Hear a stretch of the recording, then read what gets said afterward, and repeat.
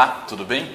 Na aula de hoje nós vamos abordar a temática dos recursos especial e extraordinário.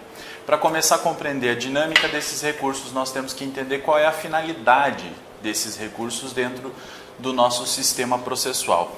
E o que se tem como finalidade básica desses recursos é a uniformização do entendimento no âmbito do Poder Judiciário a respeito das questões vinculados à legislação federal infraconstitucional, para o caso do recurso especial, e a uniformidade do entendimento, da interpretação com relação às questões constitucionais, no caso do recurso extraordinário, ok?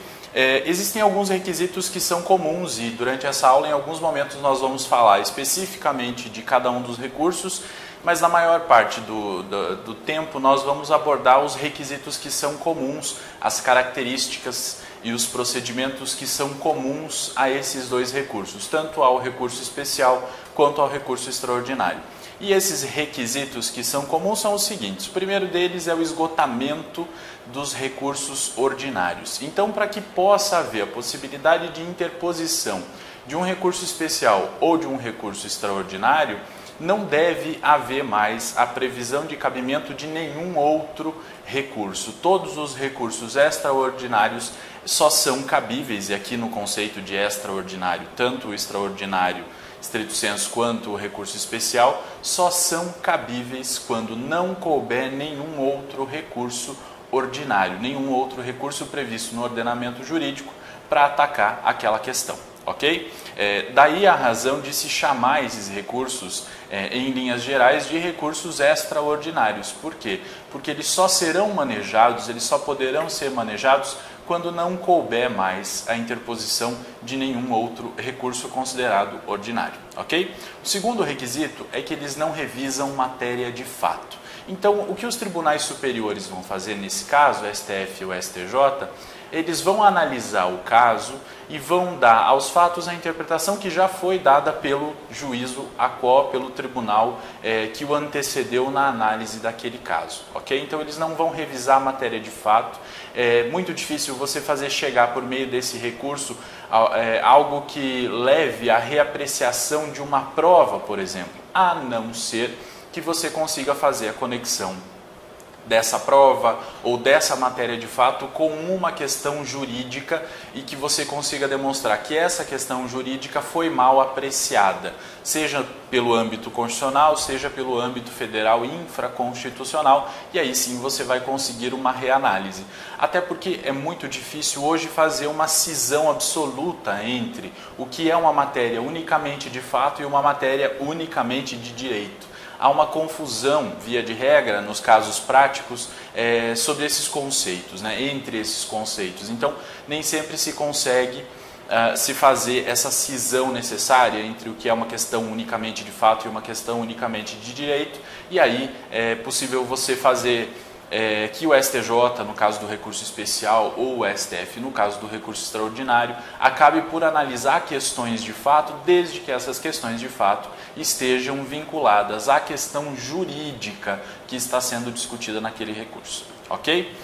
O terceiro requisito é que os fundamentos dos recursos estão dispostos na Constituição Federal, certo? Então, só vai caber a interposição de recurso extraordinário e a interposição de recurso especial nas hipóteses previstas na Constituição, ok? Porque são aí questões que levam a competência dos tribunais superiores, e essa competência está disciplinada pela Constituição Federal, não havendo autorização para que a lei infraconstitucional amplie o rol de fundamentos para a interposição desses recursos extraordinários, ok? E a última característica comum, né, é que esses recursos não possuem, via de regra, efeito suspensivo. Via de regra, certo? Excepcionalmente é possível que se confira efeito suspensivo ao recurso extraordinário e ao recurso especial, mas na seara civil, via de regra, esses recursos não têm efeito suspensivo, ok?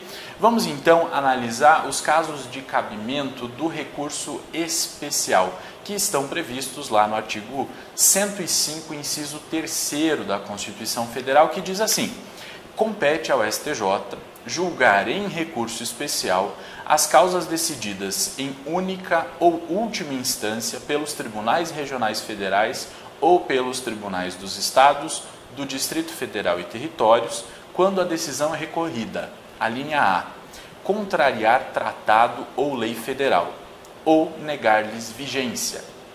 A linha B, julgar válido ato de governo local contestado em face de lei federal. A linha C, der à lei federal interpretação divergente da que lhe haja dado, ou melhor, da que lhe haja atribuído outro tribunal.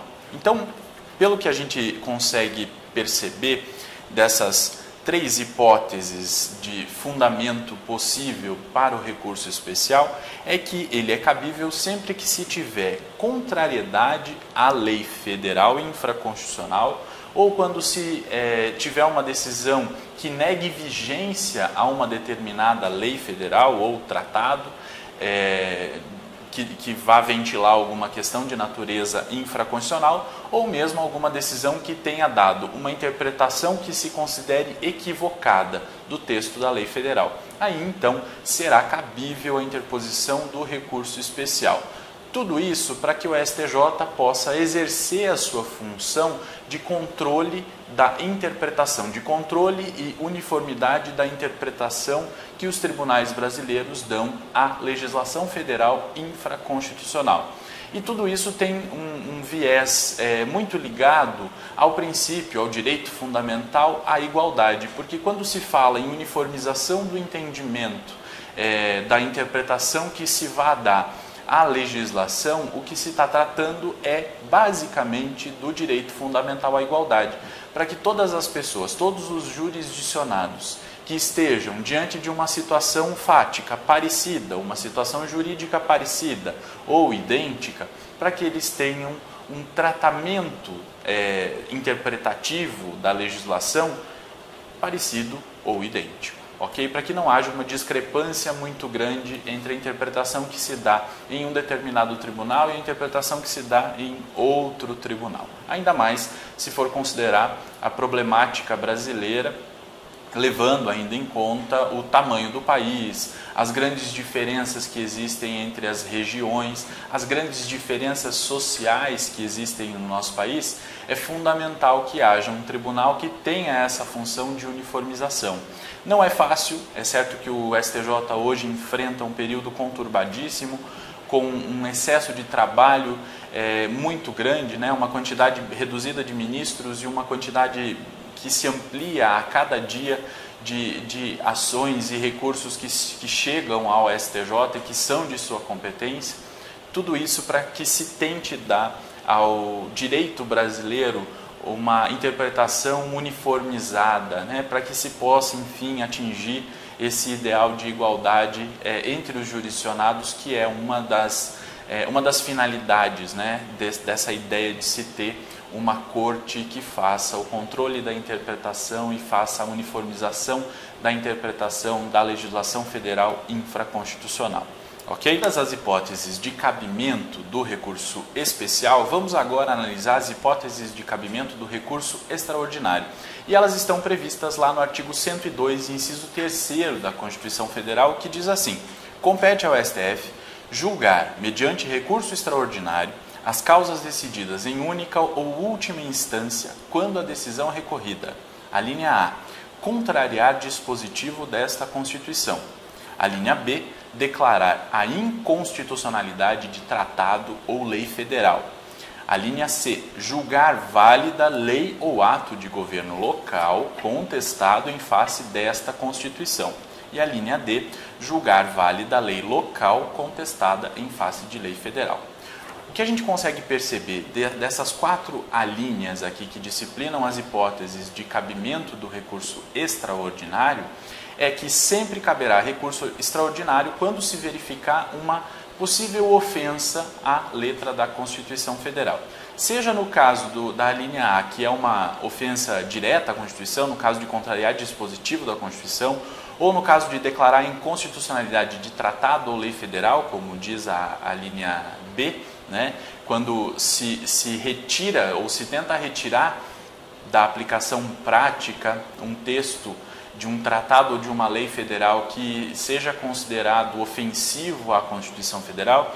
No caso da linha C, quando se julgar válida uma lei ou ato de um governo local contestado em face dessa Constituição, então sempre que se tiver uma lei local que contrarie a Constituição ou um ato de governo local que contraria a Constituição, vai caber recurso extraordinário. Já na linha D, ela fala de julgar válida a lei local em face de lei federal. E aí, por um momento, a gente pode acreditar que se estaria diante de uma hipótese de recurso especial, porque ele está tratando de lei local contestada em face de lei federal.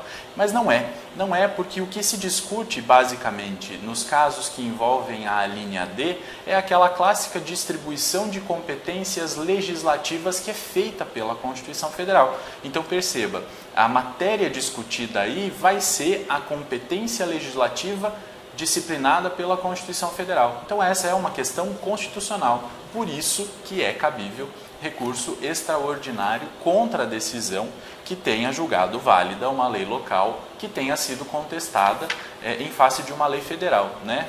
Vamos imaginar uma determinada lei estadual que discipline sobre um determinado tema que é previsto na Constituição como de competência exclusiva da União para legislar. E aí o Estado legisla sobre isso. Ofende a Constituição o ato de o Estado legislar sobre um determinado tema que é previsto na Constituição como de exclusividade da União legislar sobre ele, né? Então, nesse caso, o que se tem não necessariamente uma ofensa à lei federal, o que se tem é uma ofensa à Constituição e, em razão disso, o recurso cabível, se estiver discutindo naquele processo essa questão, o recurso cabível será o recurso extraordinário, que é de competência do Supremo Tribunal Federal, ok? Há uma exigência específica com relação ao recurso extraordinário que foi inserida pela reforma do Poder Judiciário, que foi feita pela Emenda Constitucional número 45 do ano de 2004. E aí, a partir dessa modificação que se fez na estrutura do Poder Judiciário, passou-se a exigir para aceitação, para o recebimento do recurso especial, que ficasse demonstrada a sua repercussão geral. E é isso que disciplina o parágrafo 3º do artigo 102 da Constituição, que diz assim: no recurso extraordinário, o recorrente deverá demonstrar a repercussão geral das questões constitucionais discutidas no caso, nos termos da lei, a fim de que o tribunal examine a admissão do recurso, somente podendo recusá-lo pela manifestação de 2/3 de seus membros. Esse é o dispositivo constitucional que estabelece a obrigatoriedade de demonstração da repercussão geral para que o recurso extraordinário seja devidamente recebido pelo STF. E aí, o novo CPC vai disciplinar a respeito disso, vai dar mais detalhes a respeito dessa exigência de demonstração da repercussão geral a partir do seu artigo 1035, que diz assim: o Supremo Tribunal Federal, em decisão irrecorrível, não conhecerá do recurso extraordinário quando a questão constitucional nele versada não tiver repercussão geral nos termos desse artigo. E aí o parágrafo 1º prossegue dizendo: para efeitos de repercussão geral, será considerada a existência ou não de questões relevantes do ponto de vista econômico, político, social ou jurídico que ultrapassem os interesses subjetivos do processo. Então, vejam bem, haverá repercussão geral sempre que se estiver discutindo alguma questão relevante do ponto de vista econômico, político, social ou jurídico que vá além das partes que estão envolvidas naquele processo, que vá afetar mais pessoas do que as partes envolvidas naquele processo.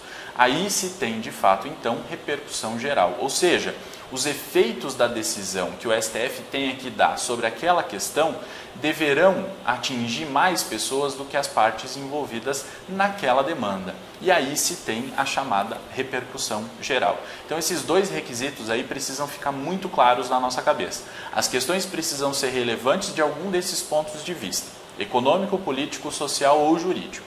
ok? E além disso, os efeitos da decisão devem ter importância para mais pessoas além daquelas previstas ou daquelas que estão envolvidas naquela demanda, certo? O parágrafo 2º diz que o recorrente deverá demonstrar a existência de repercussão geral para apreciação exclusiva pelo STF.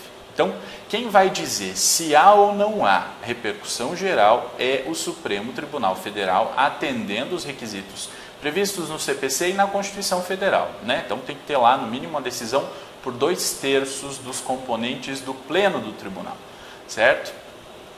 E quem deverá demonstrar a existência de repercussão geral será o recorrente. Então, na hora de fazer o seu recurso, o recorrente deve abrir um tópico preliminar para demonstrar que o seu recurso merece ser recebido, porque a repercussão geral, ela diz respeito ao recebimento do recurso, certo? Então, é uma questão prévia que diz respeito à admissibilidade do recurso.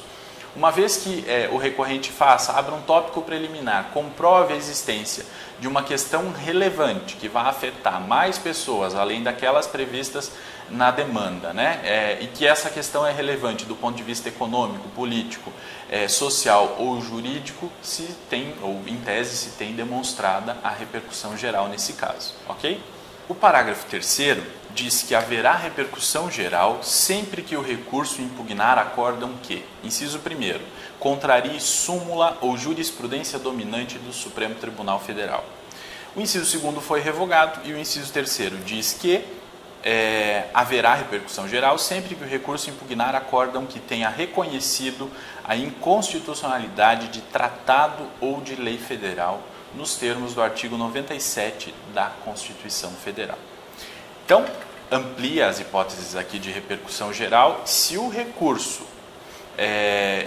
estiver versando ou estiver atacando um acórdão que contrarie súmula, e não precisa ser súmula vinculante, súmula qualquer, ou jurisprudência dominante do STF, haverá repercussão geral.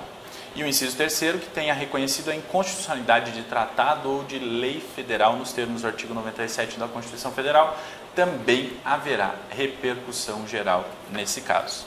O parágrafo 4º diz que o relator poderá admitir, na análise da repercussão geral, a manifestação de terceiros, subscrita por procurador habilitado nos termos do regimento interno do Supremo Tribunal Federal. Então, perceba, repercussão geral sempre se tem repercussão geral quando se tem mais pessoas, além das partes envolvidas naquela demanda, afetadas como consequência daquela tese que o Supremo Tribunal Federal vai firmar na análise daquele recurso extraordinário. Então, se há pessoas que possam ser afetadas pela tese que vai ser firmada pelo STF no julgamento daquele caso, é possível, então, que o relator admita a manifestação de terceiros, para que esses terceiros possam colaborar para o debate, porque, afinal de contas, aquela questão tem repercussão geral, ok? E percebam, o relator poderá admitir na análise da repercussão geral. Então, já na análise prévia, na análise da admissibilidade do recurso extraordinário, para que o Supremo se convença de que há repercussão geral naquele caso, é possível admitir a manifestação de terceiros. O parágrafo 5º diz que, reconhecida a repercussão geral, o relator no STF determinará a suspensão do processamento de todos os processos pendentes, individuais ou coletivos, que versem sobre a questão e tramitem no território nacional. Tudo isso para quê? Para se evitar a proliferação de decisões que possam ser contrárias à tese que eventualmente o STF vai afirmar no futuro sobre aquele caso. Então, parágrafo 5º. Reconheceu a repercussão geral, o relator então vai determinar a suspensão do processamento de todos os processos pendentes, sejam eles de natureza individual ou coletiva, que estiverem discutindo aquela determinada questão e que tramitem no território nacional. Tudo isso para otimizar, né? Então, o que vai se fazer? A repercussão geral naquele caso, o relator determina a suspensão de todos os outros processos nas instâncias inferiores que digam respeito àquele caso. Tudo aquilo fica suspenso, aguardando a decisão do STF sobre aquela questão. Uma vez que o STF se posiciona sobre aquela questão, que é de natureza constitucional e que tem repercussão geral, a gente não pode esquecer disso, né?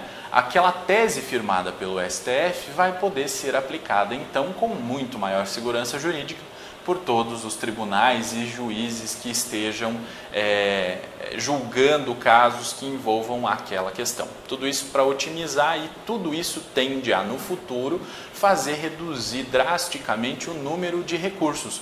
Porque se o recorrente, ou melhor, se a pessoa que sucumbiu na primeira instância, que perdeu a ação na primeira instância, perdeu a ação por meio de uma decisão que seguiu a orientação do STF, firmada num recurso extraordinário, que foi admitido como tendo repercussão geral, vai ser muito mais difícil que ela consiga subir para a segunda instância e tentar reformar essa decisão na segunda instância, e vai ser então praticamente impossível que ela consiga chegar na terceira instância combatendo o entendimento que já foi firmado pelo STF, ok? O parágrafo 6º diz que o interessado pode requerer ao presidente ou ao vice-presidente do tribunal de origem que exclua da decisão de sobrestamento e inadmita o recurso extraordinário que tenha sido interposto intempestivamente, tendo o recorrente o prazo de 5 dias para manifestar-se sobre esse requerimento. O parágrafo 7º fala da decisão que indefere o requerimento do parágrafo anterior, não traz nenhuma questão de grande importância. Já o parágrafo 8º é importante, que diz assim: negada a repercussão geral, o presidente ou vice-presidente do tribunal de origem negará seguimento aos recursos extraordinários sobrestados na origem que versem sobre matéria idêntica. Negou a repercussão geral, o presidente ou o vice do tribunal de origem vai, de plano, negar seguimento aos recursos extraordinários que estavam lá no Tribunal de Justiça na segunda instância, ou no Tribunal Regional Federal na segunda instância, aguardando para subirem ao STF. Ele já vai negar seguimento a esses recursos que estavam suspensos, se eles versarem sobre a matéria idêntica àquela discutida pelo STF, né, naquele recurso extraordinário que foi admitido como tendo repercussão geral e em que foi firmada a tese que vai ser aplicada, então, nos demais julgamentos posteriores, ok? O parágrafo 9º tem um recado também muito importante que diz assim: o recurso que tiver a repercussão geral reconhecida deverá ser julgado no prazo de 1 ano e terá preferência sobre os demais feitos, ressalvados os que envolvam réu preso e os pedidos de habeas corpus. Obviamente que o parágrafo 9º estabelece um prazo ao judiciário, então é um prazo impróprio. Se o judiciário ultrapassar esse prazo, não vai haver uma consequência processual para isso, né? Mas o fato é que o recurso extraordinário, admitido como dotado de repercussão geral, ele então terá que ser julgado em 1 ano e terá preferência sobre todos os demais, com exceção dos processos que envolvam réu preso e dos pedidos de habeas corpus, ok? O parágrafo 10 foi revogado e o parágrafo 11 diz que a súmula da decisão sobre a repercussão geral constará de ata que será publicada no Diário Oficial e valerá como acórdão, ok? Muito bem. Só mais um detalhe com relação à repercussão geral. Nós temos que lembrar o seguinte: a decisão sobre se há ou não há repercussão geral é uma decisão irrecorrível. Mas é irrecorrível porque ela é uma decisão tomada pelo pleno do tribunal. É tomada por todos os ministros. Todos os ministros avaliam se há ou não há a repercussão geral no recurso extraordinário, né? Não é uma decisão do relator do recurso. É uma decisão de admissibilidade do recurso, mas é uma decisão tomada por todos os membros do tribunal. E aí há necessidade de que, para o recurso ser inadmitido, ele seja inadmitido por pelo menos 2/3 dos ministros que compõem a Suprema Corte. Certo? Vamos lá.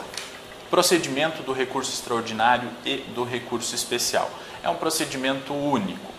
E diz lá o artigo 1029, que fala da interposição dos recursos extraordinário e especial, que eles vão ser interpostos perante o vice ou o presidente do tribunal de origem, seja o Tribunal de Justiça ou o Tribunal Regional Federal. E isso a gente vai poder saber analisando os regimentos internos de cada um dos tribunais. Então tem que verificar lá, dentro do regimento interno do tribunal, qual é o órgão competente para receber os recursos extraordinários e especial. Se é a presidência do tribunal ou se é alguma vice-presidência do tribunal. O prazo é de 15 dias, né, o prazo comum, e ele deve conter, o inciso 1º do artigo 1029 diz que ele deve conter a exposição do fato e do direito, o inciso 2º, a demonstração do cabimento do recurso interposto, ou seja, eu vou ter que fazer a correlação entre o caso concreto e alguma das hipóteses previstas na Constituição Federal para dizer que é cabível a interposição daquele recurso naquele caso. E o inciso 3º, as razões do pedido de reforma ou de invalidação da decisão recorrida. Sempre lembrando que no caso de ser recurso extraordinário, essa petição deve conter ainda um tópico preliminar que indique a existência de repercussão geral. Isso é muito importante e não dá para esquecer disso. O parágrafo 1º do artigo 1029 diz assim: quando o recurso fundar-se em dissídio jurisprudencial, o recorrente fará prova da divergência com a certidão, cópia ou citação do repositório de jurisprudência, oficial ou credenciado, inclusive em mídia eletrônica em que houver sido publicado o acórdão divergente, ou ainda com a reprodução de julgado disponível na rede mundial de computadores, com indicação da respectiva fonte, devendo-se, em qualquer caso, mencionar as circunstâncias que identifiquem ou assemelhem os casos confrontados. Esse parágrafo diz respeito àqueles casos de recursos especiais que são interpostos em razão de haver uma divergência de entendimento entre os tribunais sobre uma determinada interpretação de uma determinada lei federal infraconstitucional. Então é necessário demonstrar que há essa divergência, é isso que diz o parágrafo 1º, certo? A demonstração da divergência é fundamental para que o recurso seja admitido, né? E é necessário, como diz o final do texto, mencionar as circunstâncias que identifiquem ou assemelhem os casos confrontados. Não basta apenas mostrar que a conclusão de um tribunal é diferente da conclusão a que chegou o outro. De forma alguma. É necessário que a parte, no seu recurso, faça uma análise dos casos. Então, ele deve analisar quais são os fatos do julgamento que ele quer utilizar como paradigma e quais são os fatos do seu caso.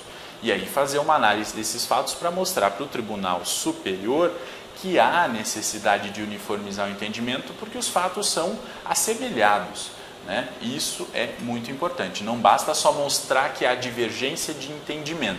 Há uma etapa prévia.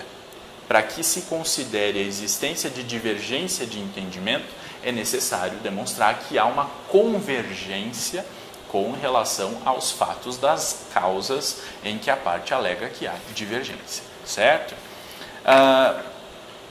Uma vez que o recurso é interposto, vai ser feita então pela própria secretaria da presidência ou da vice-presidência do tribunal por ato ordinatório, ou seja, independentemente da análise do presidente ou do vice-presidente do tribunal, já que não há juízo de admissibilidade nessa fase, né, a própria secretaria, ao receber o recurso especial ou extraordinário, já vai determinar a intimação da parte contrária, para que a parte contrária possa apresentar suas contrarrazões também no prazo de 15 dias. E depois que a parte contrária apresentar suas contrarrazões, é que vai ser feito o juízo de admissibilidade.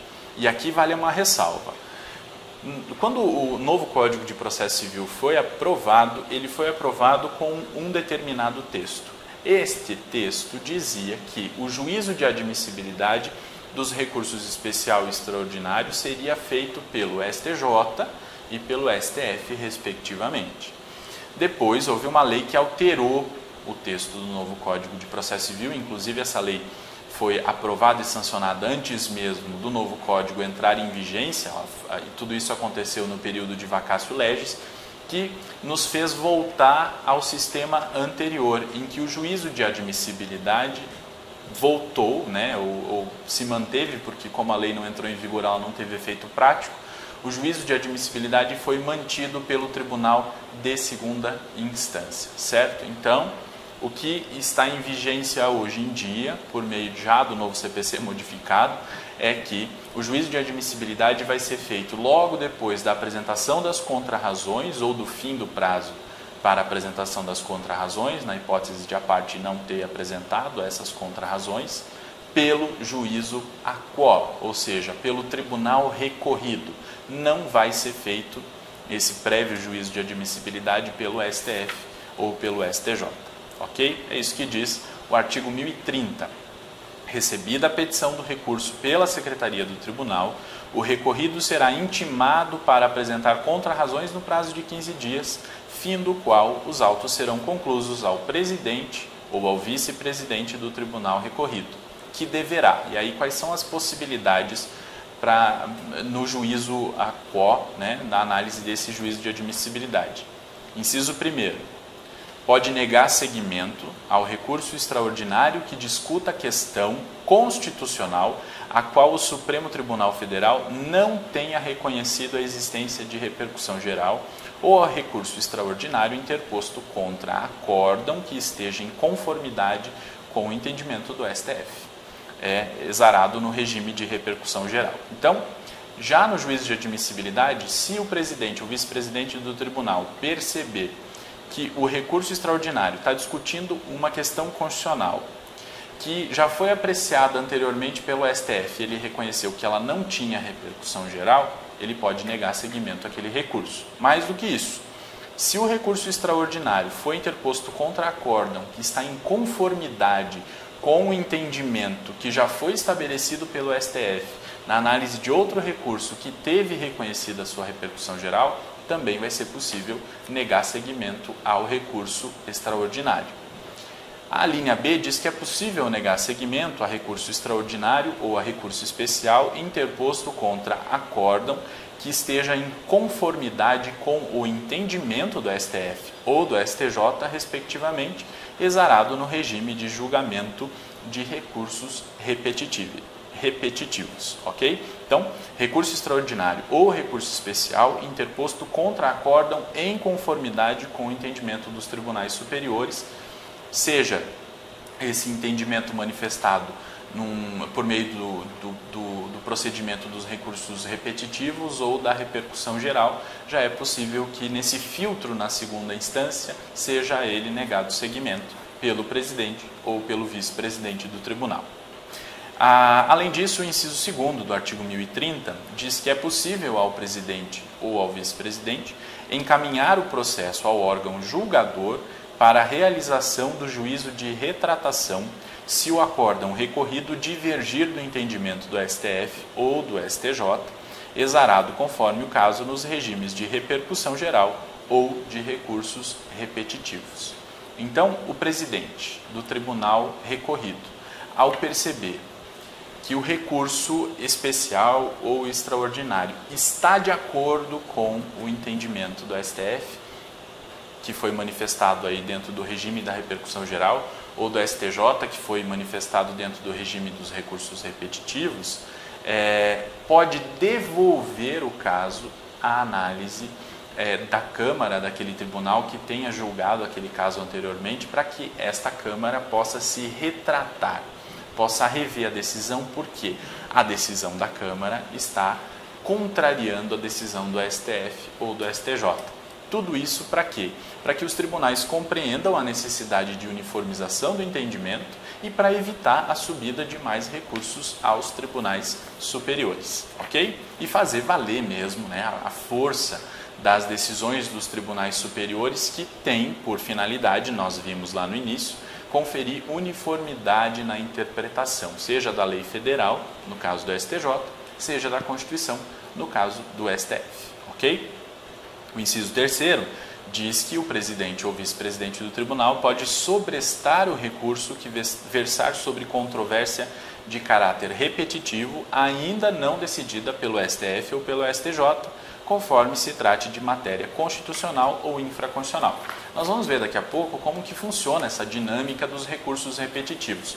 Por ora, basta que a gente saiba que, se o STF ou o STJ admitiram um recurso e perceberam que esse recurso, a questão discutida nesse recurso, possui também interferência em outras tantas causas que tramitam pelo Poder Judiciário brasileiro, pode então admitir esse recurso pelo regime dos recursos repetitivos. E aí, ao perceber isso, né, haverá a suspensão do andamento de todas as causas que envolvam esta questão. E aí isso vai acontecer também com o presidente ou vice-presidente do tribunal recorrido, que ao receber um recurso especial ou um recurso extraordinário e saber que aquela questão discutida naquele recurso já está sendo discutida no STF ou no STJ, mas ainda não foi finalizada, e que essa discussão está sendo feita dentro do regime dos recursos repetitivos, ele vai sobrestar o andamento daquele recurso e aguardar a decisão do STF ou do STJ sobre aquela questão, certo? O inciso 4º diz que é possível selecionar o recurso como representativo de controvérsia constitucional ou infraconstitucional nos termos do parágrafo 6º do artigo 1036. Daqui a pouco nós vamos conferir o que diz o artigo 1036 e todos os seus parágrafos, né? Por hora, basta dizer o seguinte: se aquele recurso contiver uma discussão aprofundada a respeito da questão, se ele contiver fundamentos bons, bem construídos, ele pode ser selecionado como representativo de uma controvérsia, então ele vai ser remetido ao STJ ou ao STF, dependendo do que for, né? Se for especial ou extraordinário, para que o Tribunal Superior tome aquele recurso como base para a discussão daquela questão controvertida que tem outras tantas repetidas tramitando pelo Judiciário brasileiro, ok? O inciso 5º fala que pode realizar o juízo de admissibilidade e, se ele for positivo, remeter o feito ao STF ou ao STJ, desde que, então vai fazer o juízo de admissibilidade. Se ele for positivo, remete ao Tribunal Superior, STF ou STJ. Desde que, mais condições, a linha A, o recurso ainda não tenha sido submetido ao regime de repercussão geral ou de julgamento dos casos repetitivos, ou de recursos repetitivos. A linha B, o recurso tenha sido selecionado como representativo de controvérsia, como foi lá no caso do inciso 4º, que eu citei para vocês, ou C, o tribunal recorrido tenha refutado o juízo de retratação. O que quer dizer isso? O presidente viu que a decisão do tribunal, do seu tribunal, né, de uma Câmara do seu tribunal, era contrária ao entendimento do STF ou do STJ. Ele devolveu à Câmara. E a Câmara optou por não retratar-se, por manter aquela decisão, mesmo que ela contraria o entendimento do STF ou do STJ. E aí, então, se foi esse o caso, o recurso precisa ser remetido ao Tribunal Superior para que o Tribunal Superior possa fazer o controle do que está sendo decidido no Tribunal de Ordem Inferior, certo? O parágrafo 1º diz assim: da decisão de inadmissibilidade proferida com fundamento no inciso 5º, caberá agravo ao Tribunal Superior nos termos do artigo 1042, que é aquele agravo que é cabível contra a decisão que indefere o prosseguimento dos recursos extraordinário ou especial. E o parágrafo 2º diz que da decisão proferida com fundamento nos incisos 1 e 3, caberá agravo interno nos termos do artigo 1021. Qual é a diferença? No parágrafo 1º, esse agravo é destinado ao STF, se for um caso de um recurso extraordinário, ou ao STJ, se for negado o seguimento a um recurso especial. Já o parágrafo 2º vai tratar de um agravo não direcionado ao STF ou ao STJ, vai ser um agravo direcionado ao próprio tribunal, ok? O chamado agravo interno, que nós já estudamos, inclusive, certo? O artigo 1029, no seu parágrafo 3º, fala que o Supremo Tribunal Federal ou o Superior Tribunal de Justiça poderá desconsiderar vício formal de recurso tempestivo ou determinar sua correção, desde que não o repute grave. E esse dispositivo precisa ser analisado com muito mais carinho, porque ele significa uma virada, inclusive uma reação contra a própria jurisprudência do STF e do STJ e da maioria dos tribunais brasileiros, que criaram um posicionamento de jurisprudência defensiva, ou seja, se utilizavam de defeitos formais no recurso que poderiam ser corrigidos ou superados para bloquear o andamento daqueles recursos, para que aqueles recursos não passassem pelo juízo de admissibilidade. E isso, muitas vezes, pode significar bloqueio de acesso à justiça. Por quê? O que se tem é a preponderância de uma formalidade legal, né?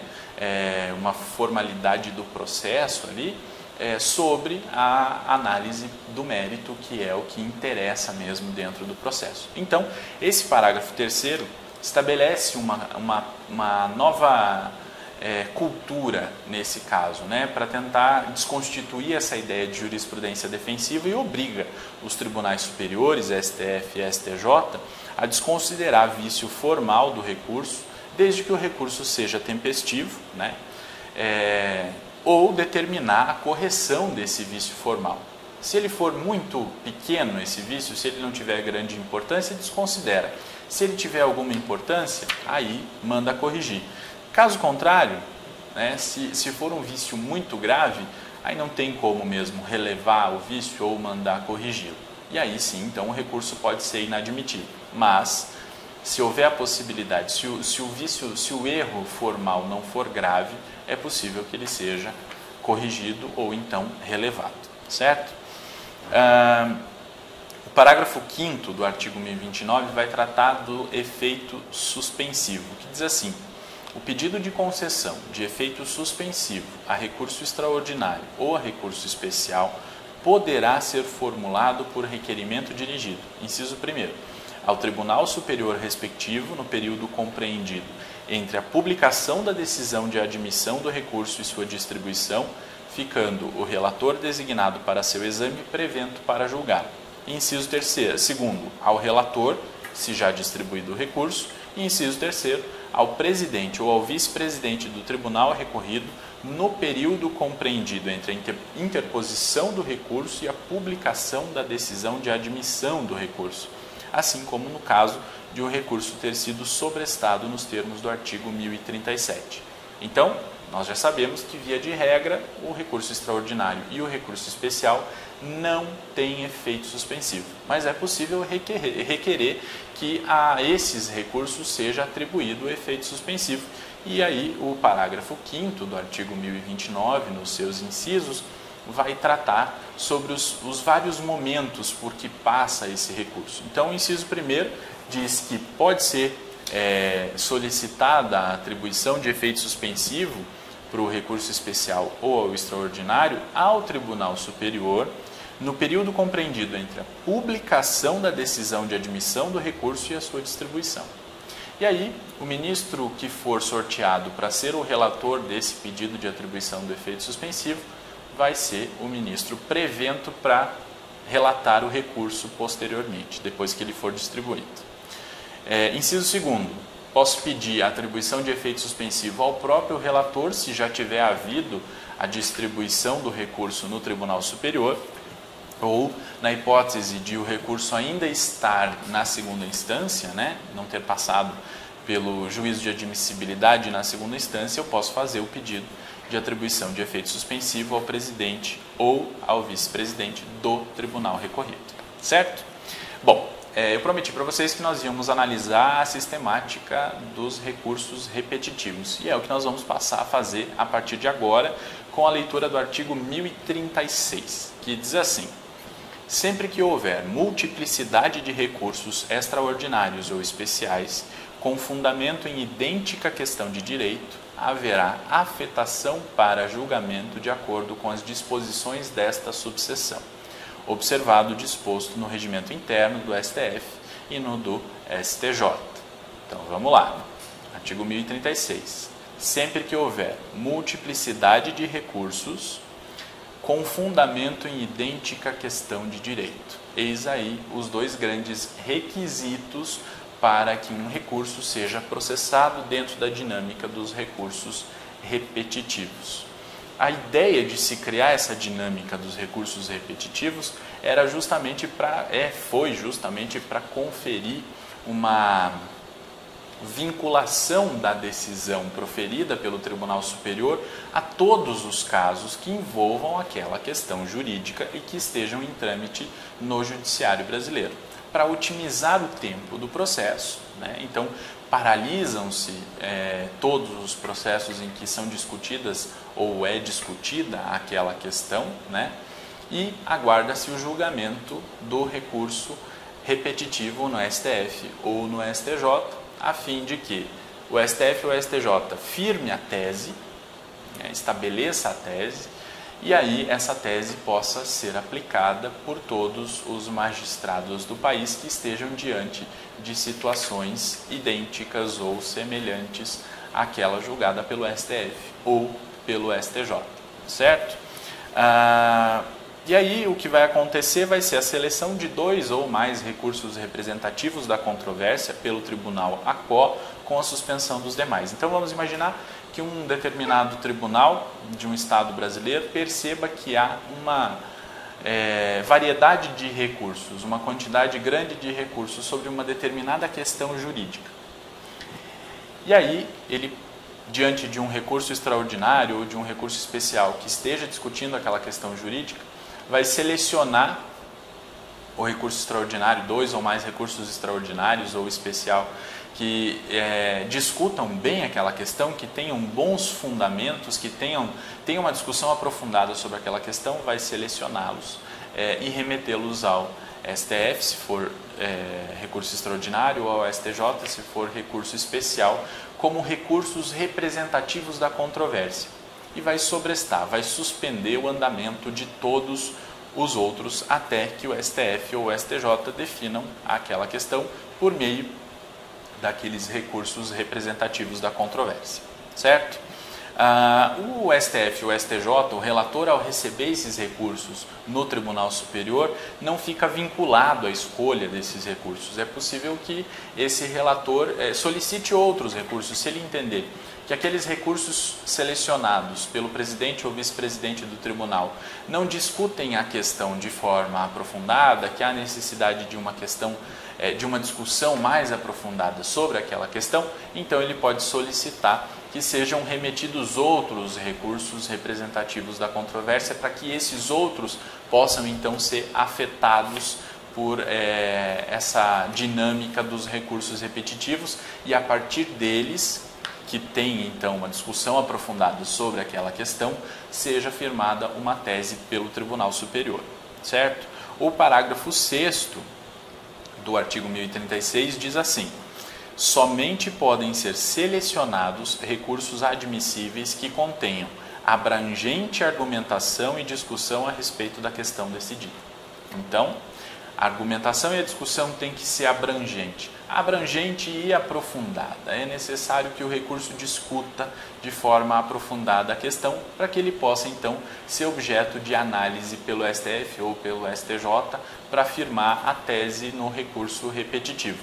E isso é importante por quê? Porque se esse recurso ou esses recursos vão ser os representativos da controvérsia, eles devem englobar toda a argumentação trazida por todos os outros recursos, todos os outros processos em que se discuta aquela questão, para que ao firmar a tese, já que essa tese vai ter um peso vinculante no nosso sistema judiciário, o STF ou o STJ já tenham tido então contato com todos os argumentos que possam permear aquela discussão e aí então possam decidir com base em todos esses argumentos, seja para superar esses argumentos ou seja para acolher esses argumentos. Mas é fundamental então que essa discussão seja a mais abrangente possível, certo? Já o artigo 1037 vai estabelecer o procedimento para os recursos repetitivos. Diz assim: selecionados os recursos, o relator, no Tribunal Superior, constatando a presença do pressuposto do caput do artigo 1036, nós já vimos lá, multiplicidade de recursos e fundamento em idêntica questão de direito, proferirá a decisão de afetação, na qual, inciso 1º, identificará com precisão a questão a ser submetida a julgamento. Inciso 2º, determinará a suspensão do processamento de todos os processos pendentes, individuais ou coletivos, que versem sobre a questão e tramitem no território nacional. Inciso 3º, poderá requisitar aos presidentes ou aos vice-presidentes dos tribunais de justiça ou dos tribunais regionais federais a remessa de um recurso representativo da controvérsia. Então vamos lá. O inciso 1º diz que o relator, ao receber aquele recurso, na decisão de afetação, deve identificar com precisão qual é a questão submetida a julgamento. Isso é importante que essa identificação seja feita com precisão por conta do inciso 2º, que diz que o relator vai determinar a suspensão do processamento de todos os processos pendentes em todo o território nacional que versem sobre aquela questão. Então, é um efeito lógico. Eu delimito a questão e depois eu suspendo o andamento de todos os processos que discutem aquela questão. Tudo isso para que não sejam cometidas injustiças no sentido de bloquear ou suspender o andamento de processos que não discutam necessariamente aquela questão, né? Então, por isso que é necessário que essa questão seja bem delimitada. E, se ele quiser, ao afetar 2 ou mais recursos como representativos da controvérsia, ele pode então contactar os presidentes dos tribunais e solicitar que eles remetam mais um recurso representativo, cada tribunal remeta um recurso, para que o STJ ou o STF então possam ter de fato ampliada a discussão a respeito daquela questão que foi afetada para ser decidida dentro do regime dos recursos repetitivos, ok? Há a possibilidade da parte requerer, na parte que teve lá o seu processo suspenso, o andamento do seu processo suspenso em razão da afetação daquela questão, a análise de um recurso repetitivo, ela pode requerer o prosseguimento do processo suspenso se demonstrar a distinção dos casos. Então, uma vez que o relator no STF ou no STJ determine a suspensão de todos os processos que discutam aquela questão, que estejam em trâmite no território nacional, todos os juízes, todos os desembargadores e ministros vão ser comunicados daquela decisão e então deverão suspender o andamento dos processos.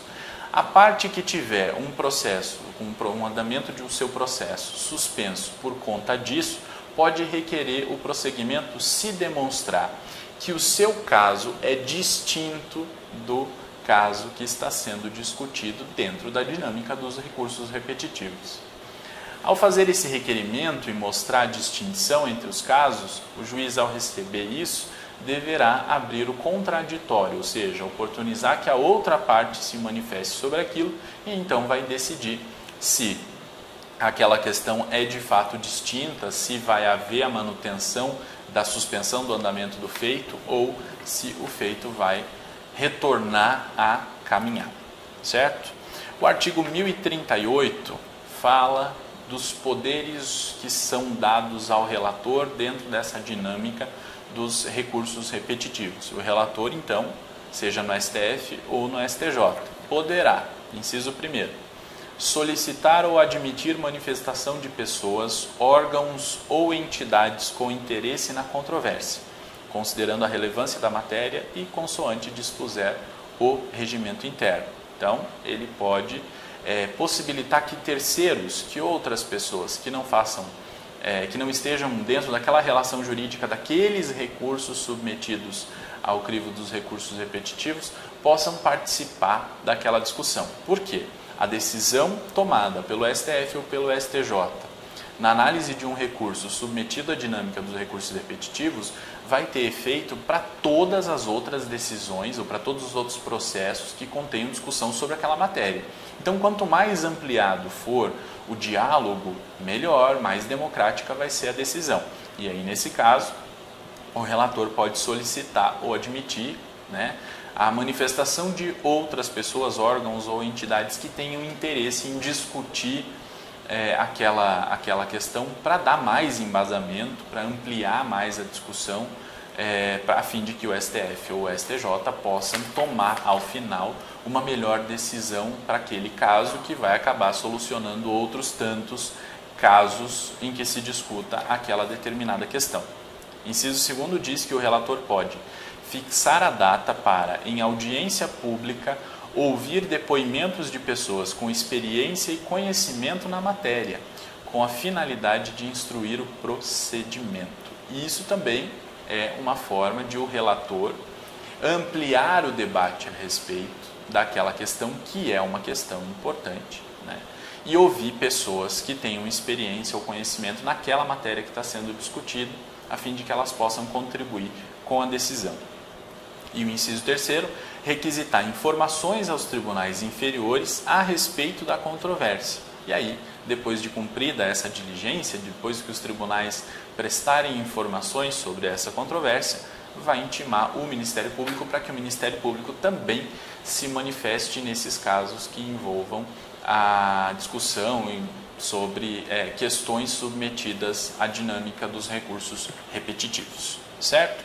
A partir do artigo 1039 até o artigo 1041, o Código estabelece as consequências do julgamento de um recurso ou de alguns recursos que tenham sido submetidos a essa dinâmica dos recursos repetitivos. E aí diz assim o artigo 1039, decididos os recursos afetados, os órgãos colegiados declararão prejudicados os demais recursos versando sobre idêntica controvérsia ou os decidirão aplicando a tese firmada. Parágrafo único. Negada a existência de repercussão geral no recurso extraordinário afetado, serão considerados automaticamente inadmitidos os recursos extraordinários cujo processamento tenha sido sobrestado. Então vamos lá. O caput diz o seguinte: uma vez que os recursos afetados à dinâmica dos recursos repetitivos tenham sido decididos, os órgãos colegiados que estejam diante daquelas questões vão declarar prejudicados os demais recursos que versem sobre aquela questão.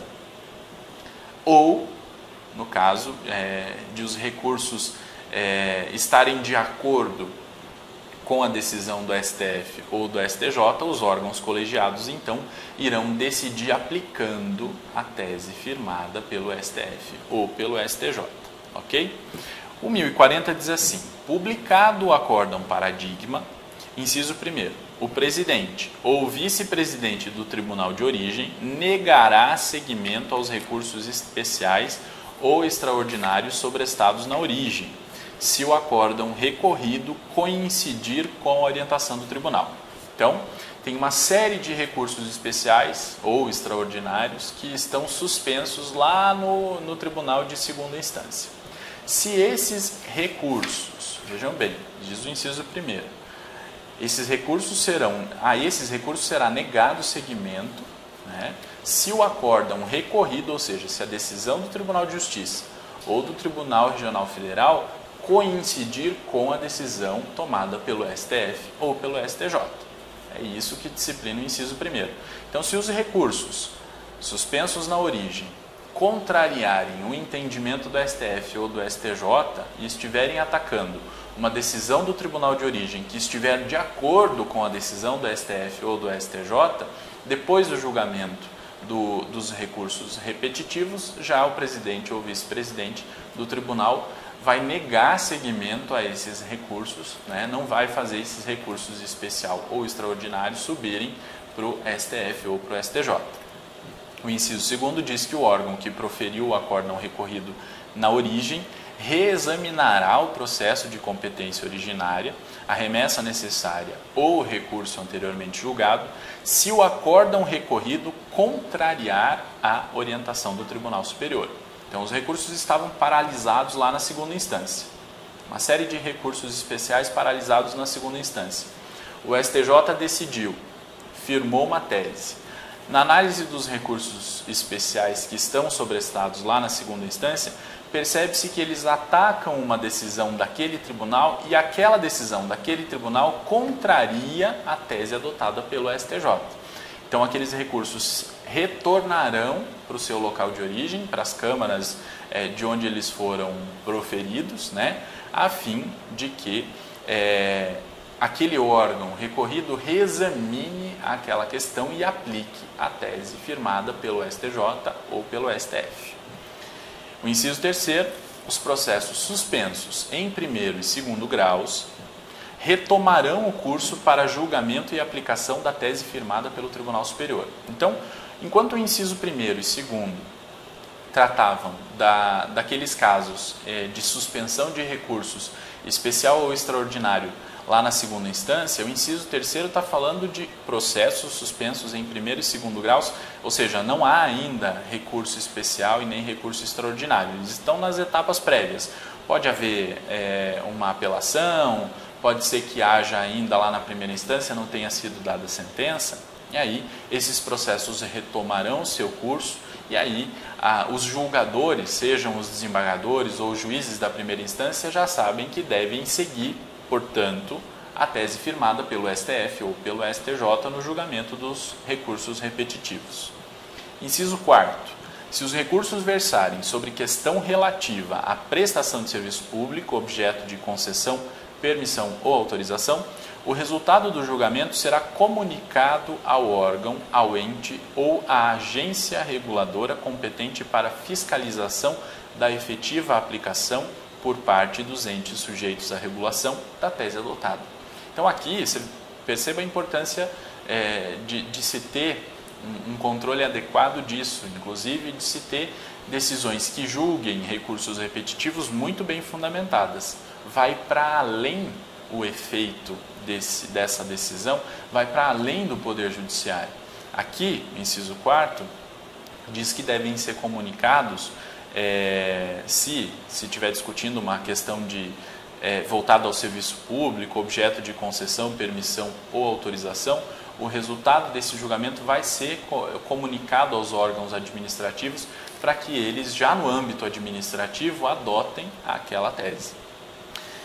O parágrafo 1º diz que a parte pode desistir da ação em curso no primeiro grau de jurisdição, antes de proferida a sentença, se a questão nela discutida for idêntica à resolvida pelo recurso representativo da controvérsia. Perceba, sempre que se fala em desistência de uma ação, depois que já houve a citação do réu, essa desistência precisa ser, tem que haver o acordo entre as partes, né? Então, o autor desiste, pede para desistir e o réu precisa concordar com o pedido de desistência. E aí o juiz, então, poderá homologar a desistência. Já o parágrafo 1º diz: a parte pode desistir da ação em curso no primeiro grau de jurisdição antes de proferida a sentença, se a questão nela discutida for idêntica àquela que foi resolvida pelo recurso representativo da controvérsia.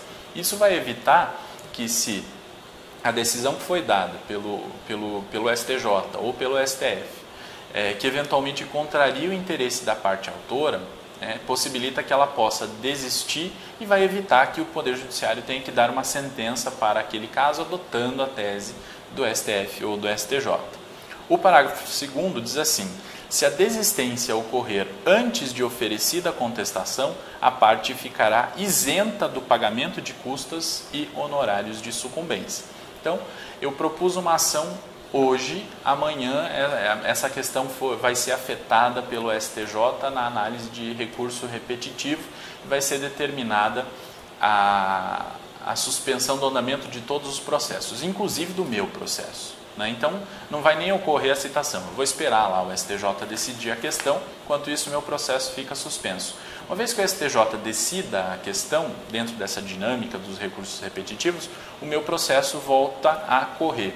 Se eu perceber que a tese adotada pelo STJ, firmada pelo STJ, é contrária ao que eu estou defendendo na minha ação, com base no parágrafo 2º, eu já posso desistir da ação e aí, como um estímulo para as pessoas desistirem dessas ações que contrariem eventualmente uma tese firmada pelo STJ ou pelo STF no julgamento de casos repetitivos, como um estímulo, o CPC diz o seguinte: viu, você não precisa pagar as custas, não vai ter honorários de sucumbência, pode desistir tranquilamente, certo? Como um estímulo a um desestímulo a essa cultura da litigância e um estímulo à força das decisões judiciais.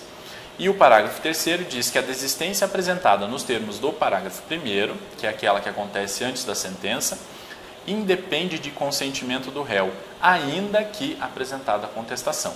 Também é uma exceção à regra, né? Então, como eu falei antes, o réu precisa concordar. Se ele já foi citado e o autor fez o pedido de desistência, o réu precisa concordar com essa desistência para que ela opere os seus efeitos. No caso do parágrafo 1º, que diz que a parte pode desistir da ação em curso no primeiro grau de jurisdição, antes de proferida a sentença, se a questão que ela está defendendo é contrária à tese firmada no recurso repetitivo, nesse caso o parágrafo 3º está dizendo que não há necessidade de concordância do réu, certo? Basta o pedido de desistência da parte autora, ok? E o artigo 1041 diz assim: mantido o acórdão divergente pelo tribunal de origem, o recurso especial ou extraordinário será remetido ao respectivo tribunal superior na forma do artigo 1036, parágrafo 1º. Então, nós percebemos pelo artigo 1036 que se está sobrestado o andamento do recurso extraordinário ou do recurso especial, esperando o julgamento do recurso repetitivo lá, uma vez que é julgado no STJ ou no STF, a questão submetida à análise, né, dos ministros sob a dinâmica dos recursos repetitivos, o presidente do Tribunal de Justiça, se o acórdão recorrido contrariar essa nova tese do STJ ou do STF, devolve o caso para a reanálise do órgão recorrido, né? Então a Câmara vai reanalisar aquilo para perceber que a sua decisão contraria o entendimento do Tribunal Superior. Se mesmo assim o órgão recorrido manter a sua decisão, não aplicar a tese firmada pelo STF ou pelo STJ, aí sim aquele recurso extraordinário ou aquele recurso especial que antes estavam sobrestados serão remetidos ao STF, ao STJ, para que esses tribunais possam fazer o controle da aplicação da tese que eles firmaram no julgamento dos recursos repetitivos, certo? Parágrafo 1º diz assim: realizado o juízo de retratação com alteração do acórdão divergente, o tribunal de origem, se for o caso, decidirá as demais questões ainda não decididas, cujo enfrentamento se tornou necessário em decorrência da alteração. Aqui está falando o contrário, né? Lá no caput do artigo 1041, ele tratava da hipótese em que se concedeu a possibilidade de retratar e o tribunal não se retratou. Já no parágrafo 1º, ele considera que houve o juízo de retratação, alterou-se o acórdão, e aí o tribunal pode decidir outras questões que não tinham sido decididas e que são necessárias, cuja decisão é necessária em decorrência daquela alteração que foi feita de entendimento.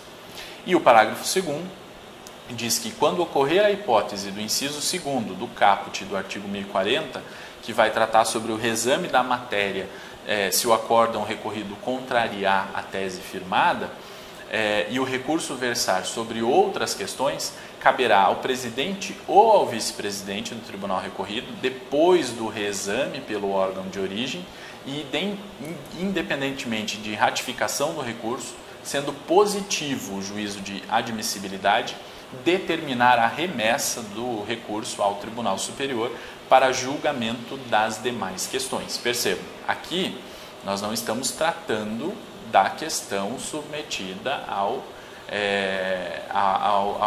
aos recursos repetitivos, a dinâmica dos recursos repetitivos. São outras questões que estão naquele recurso e que superam, vão além daquela questão que foi decidida na análise dos recursos repetitivos. E aí, se aquele recurso passar pelo juízo de admissibilidade, ele será encaminhado ao Tribunal Superior para que o Tribunal Superior aprecie as outras questões, não aquela questão que já foi analisada sob a dinâmica dos recursos repetitivos. Ok? Muito bem. Sobre isso, dinâmica dos recursos repetitivos, era o que nós tínhamos para dizer. Agora, nós precisamos analisar, para finalizar a nossa análise sobre o recurso extraordinário e sobre o recurso especial, as disposições dos artigos 1031 e seguintes que falam sobre a interposição conjunta de recurso extraordinário e recurso especial. Então a gente sabe que é possível que um mesmo acórdão tenha contrariedade à Constituição Federal e contrariedade à legislação infraconstitucional. Então nesse caso vai caber tanto o recurso extraordinário quanto o recurso especial. É uma exceção àquela regra de que cabe apenas um recurso sobre uma decisão, né? Se o acórdão, vamos julgar lá um exemplo de um acórdão que tenha julgado um recurso de apelação. Se nesse acórdão houver contrariedade à Constituição Federal e também houver contrariedade a legislação federal infraconstitucional, vai caber ao mesmo tempo recurso extraordinário e recurso especial, cada um com um objeto diverso. Aí agora a grande questão é saber para onde vão esses recursos. Vai cada um para um lado? Cada um vai para o STF, o outro vai para o STJ e os dois são julgados em conjunto? Não. Há regras de procedimento para isso. E é o que diz o artigo 1031 do novo CPC, que diz assim: na hipótese de interposição conjunta de recurso extraordinário e recurso especial, os autos serão remetidos ao Superior Tribunal de Justiça. Então, primeiro vai ser julgado o recurso especial, certo? Parágrafo 1º. Concluído o julgamento do recurso especial, os autos serão remetidos ao STF para apreciação do recurso extraordinário, se este não estiver prejudicado. É possível que, na análise do recurso especial, reste prejudicada a análise do recurso extraordinário. Se isso acontecer, não vai haver a remessa do recurso ao STF para análise. Se ele não restar prejudicado, se ainda assim, depois da análise do recurso especial, for necessária a análise daquele recurso extraordinário que já tinha sido interposto, aí os autos serão remetidos ao STF para análise do recurso extraordinário. Parágrafo 2º. Se o relator do recurso especial considerar prejudicial o recurso extraordinário, em decisão irrecorrível, sobrestará o julgamento e remeterá os autos ao STF. Então, o STJ vai receber lá o recurso especial, dentro dos autos do processo, vai conter o recurso extraordinário. Se na análise desse caso o relator perceber que antes é necessária a análise do recurso extraordinário, que é necessário que o STF antes analise a questão constitucional para que o STJ depois possa definir a melhor interpretação para a questão federal infraconstitucional, então ele vai remeter o recurso, os autos do processo com o recurso extraordinário para análise primeiro pelo STF e depois aguardar a devolução do STF para que possa ser analisado o recurso especial. E o parágrafo 3º diz assim: na hipótese do parágrafo 2º, se o recurso extraordinário em decisão na hipótese do parágrafo 2º, se o relator do recurso extraordinário em decisão irrecorrível rejeitar a prejudicialidade, devolverá os autos ao STJ para julgamento do recurso especial. Então perceba, o relator no STJ recebeu aquele recurso e percebeu que a questão constitucional seria prejudicial, ou seja, ela teria que ser analisada antes da questão infraconstitucional federal. Manda os autos para o STF, para que o STF primeiro julgue o recurso extraordinário. Chega no STF, o relator do recurso que foi sorteado, olha para o caso e percebe que não há uma relação de prejudicialidade, que houve um equívoco do STJ e diz o seguinte: não, primeiro tem que julgar o recurso especial. Essa decisão é irrecorrível, ele então vai mandar os autos de volta ao STJ para que o STJ então aprecie o recurso especial e só depois remeta o caso ao STF, ok? E aí não tem jeito, o STJ vai ter que analisar o recurso especial, ainda que considere que aquela questão seja prejudicial, porque nesse caso vai predominar a decisão do relator do recurso no STF, né, para dizer que não, que ele, para analisar a questão constitucional, antes ele precisa que seja resolvida a questão de direito infraconstitucional federal. Beleza?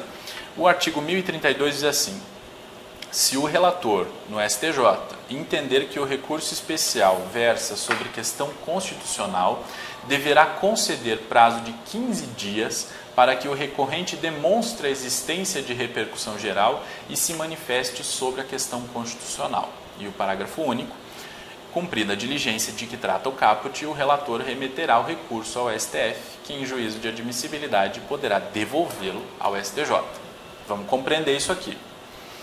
Chega um determinado recurso especial lá no STJ e o relator começa a estudar o caso e percebe que na verdade não era o caso de recurso especial, que ali está evidente o cabimento de um recurso extraordinário, porque não há necessariamente ofensa à legislação infraconstitucional, que o que há é uma ofensa à Constituição Federal.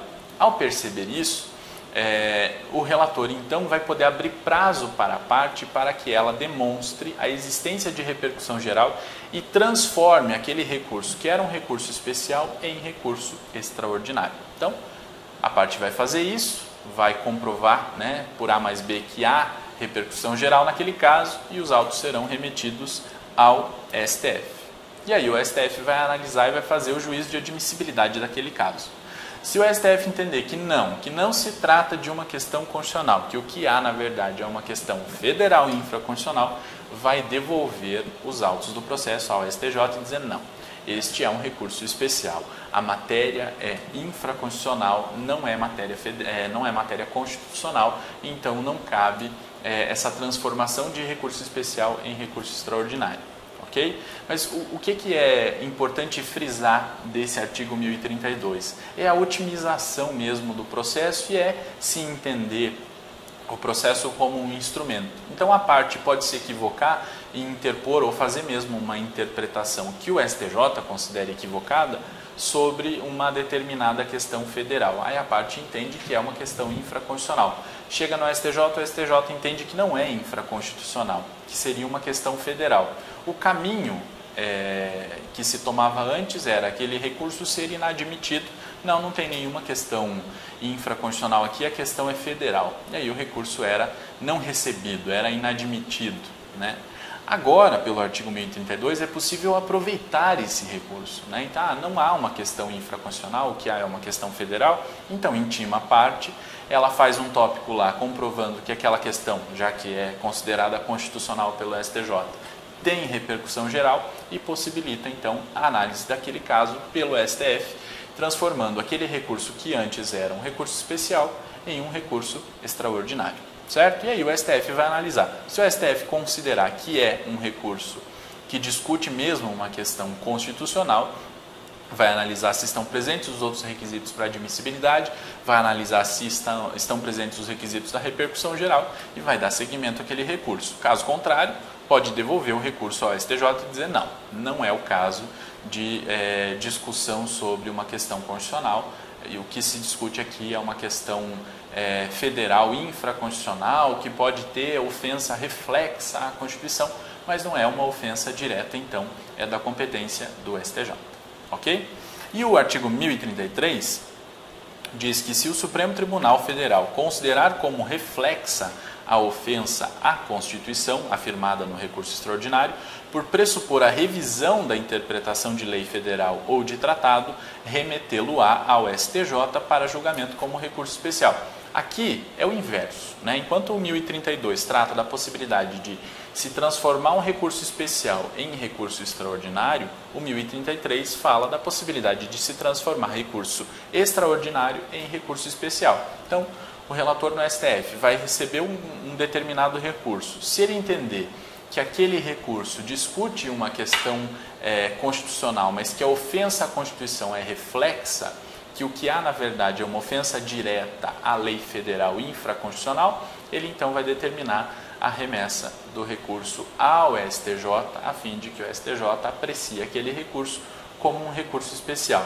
E aqui não tem a necessidade de se fazer, como tinha no artigo 1032, né, que o relator intimava a parte para fazer um adendo ao recurso e comprovar a existência da repercussão geral. Como o recurso especial não possui essa exigência de repercussão geral, o artigo 1033 não faz essa ressalva. Então, já é direto, né? O STF, se considerar que aquela não é uma questão constitucional, remete os autos do recurso ao STJ para que ele avalie aquele recurso como um recurso especial. Ok? É muita coisa, mas era o que nós tínhamos para tratar. Ainda tem outras tantas questões que envolvem o recurso especial e o recurso extraordinário. Eu recomendo que vocês procurem aprofundar as leituras nisso, né? Acabou de ser lançado um livro, o volume 3 do curso de Direito Processual Civil do professor Fred Didier Júnior, e esse volume 3 ele escreve em parceria com o professor Leonardo Carneiro da Cunha, e eles fazem uma análise aprofundada de cada um dos recursos. Eu recomendo fortemente a leitura dessa obra porque ela é bastante esclarecedora e vai aprofundar a discussão em alguns outros temas que não é possível que sejam abordados num vídeo como esse, ok? O que eu procurei passar aqui para vocês foram as linhas gerais do recurso especial e do recurso extraordinário. Quem curtiu, dá um like aí, compartilha, ajuda a gente a divulgar esse canal. Conto com vocês. Até a próxima, até já!